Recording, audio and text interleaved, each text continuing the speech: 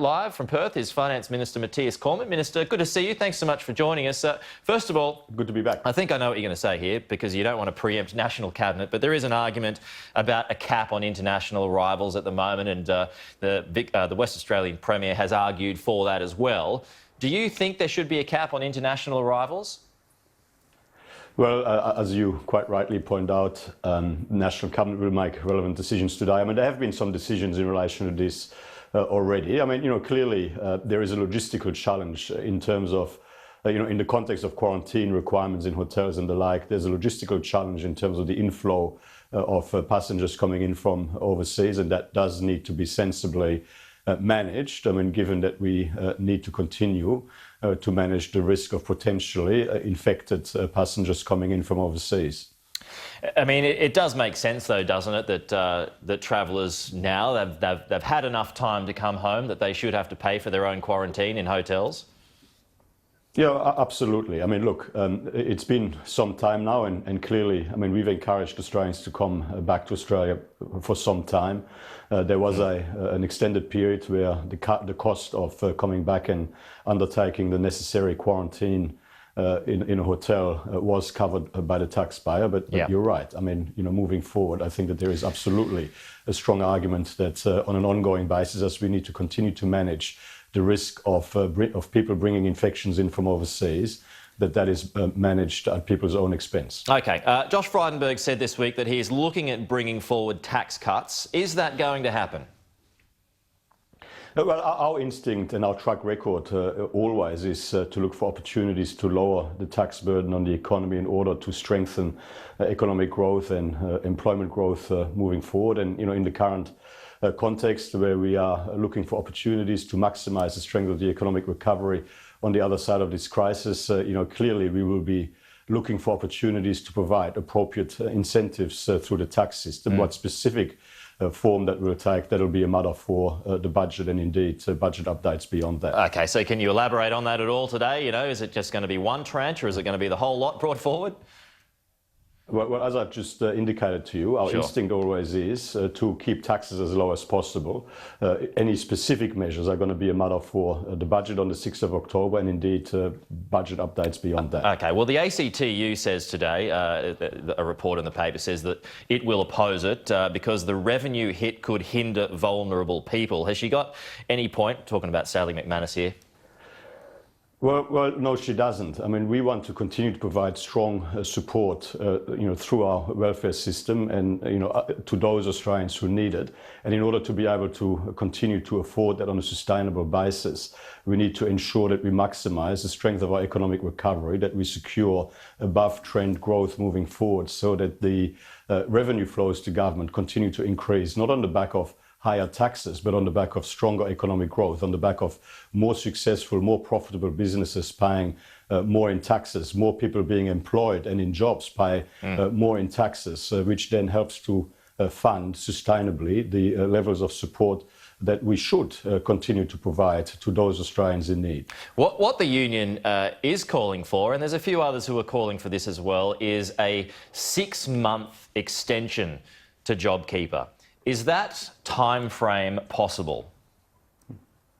Well, JobKeeper and the enhanced job seeker arrangements in their current form are coming to an end at the end of September. I mean, we are providing historically unprecedented crisis level fiscal support into the economy, to business, to working families and indeed to those Australians who lost their job. But on the basis of assessed need, there will be continued support moving forward, but JobKeeper in its current form will come to an end at the end of September. Okay, so what does that mean? So no extension to JobKeeper, it'll be labelled something else?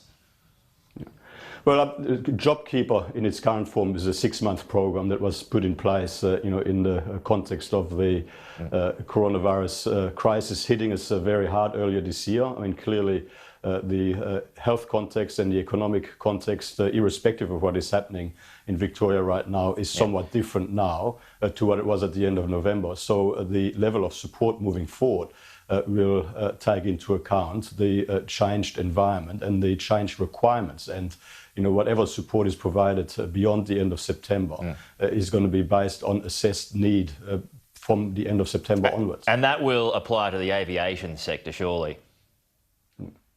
Well, again, I'm not here. It's less than 2 weeks until the economic statement will be released on the 23rd of July, and we'll be making relevant announcements in the context of that statement on the future arrangements for JobKeeper and the enhanced job seeker arrangements. That is something that we've previously made clear. So not much longer to go.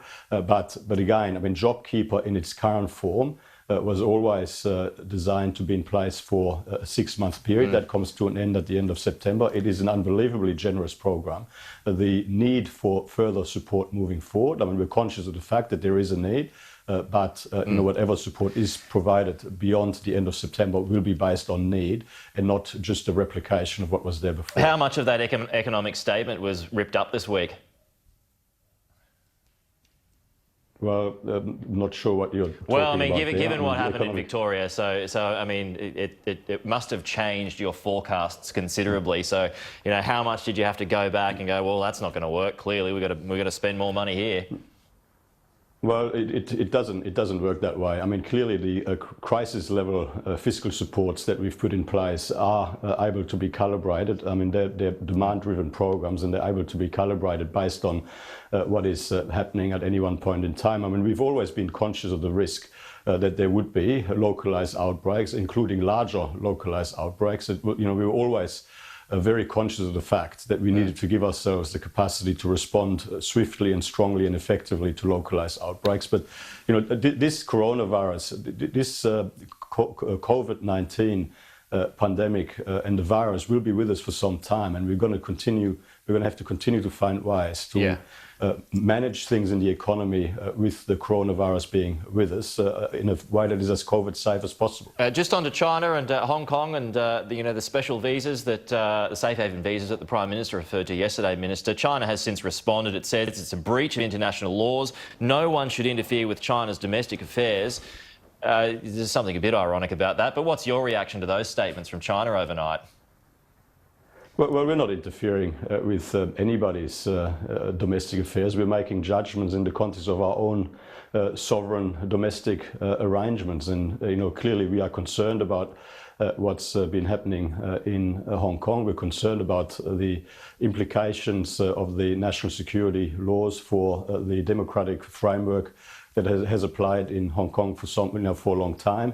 Under the one country, two systems arrangements, and we're making decisions in that context for what is appropriate in an Australian sovereign context, and we think that's entirely appropriate. Are you expecting a trade backlash? Look, we'll continue to make judgments based on what we believe is right, and we are not, clearly. What others want to decide is a matter for them. We can only control what we do, and we'll continue to do what we believe is the right thing to do in the circumstances. Okay. Well, since you were last on here, Minister, you've since announced that you're going to be quitting politics at the end of the year. What are you going to do? I've got 6 more months of 100% commitment to this job, and at the appropriate time, I'll turn my mind to what's next. All right. Well, since they've left politics, Malcolm Turnbull, Christopher Pyne, they've both written books, and you've featured in both of those books. Would you write one with your own version of events? I can give you an ironclad guarantee that I will never, ever write a political autobiography, ever. Okay. Why not? Well, because I just have got other things to do. Right. Okay. You're not willing to say just what that is just yet. All right.